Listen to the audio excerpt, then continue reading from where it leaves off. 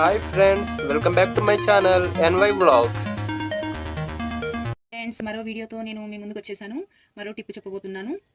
చూడండి, ఇప్పుడు మనం ఇంటికి తలుపులకి దర్వాజాలకి వాటికి పెయింట్ వేసుకుంటూ ఉంటాం కదా ఫ్రెండ్స్. ఆ పెయింట్ వేసుకున్నప్పుడు హ్యాండ్స్కి గ్లౌజులు వేసుకుని యూజ్ చేస్తాము.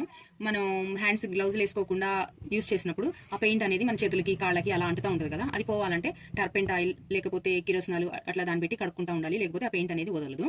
అట్లా కాకుండా ఇప్పుడు కొత్త టిప్ ఫ్రెండ్స్. ఇప్పుడు నేను మా దర్వాజాకి పెయింట్ వేసాను, నా చేతికి అంతా రెడ్ పెయింట్ అంటుకుపోయింది. ప్రజెంట్ నా దగ్గర టర్పెంట్ ఆయిల్ అదంతా ఏం లేదు.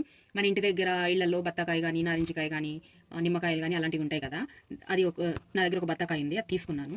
దాంతో మనం ఇలా వెనకాల ఇలా అప్లై చేసి తుడిస్తే ఆ సిట్రిక్ యాసిడ్ ఉంటుంది కదా బత్తాకాయలో, ఆ సిట్రిక్ యాసిడ్ తగలడం వల్ల ఈ కలర్ అనేది పోతుంది ఫ్రెండ్స్. తర్వాత మనం నీట్గా బట్టల సబ్బుతో అలా కడుక్కోవచ్చు. అది చూడండి, ఇక్కడ తుడిచాను, వెనకాల బత్తాకాయ తొక్కతోటి వెనకాల పోయింది. ప్లస్ మళ్ళీ ఇక్కడ కూడా తుడుస్తున్నాను చూడండి ఫ్రెండ్స్ మీ ముందే. అదిగోండి, ఇక్కడ కూడా పోయింది. మళ్ళీ ఇక్కడ కూడా అంటింది చూడండి ఫ్రెండ్స్, అది కూడా తుడుస్తున్నాను.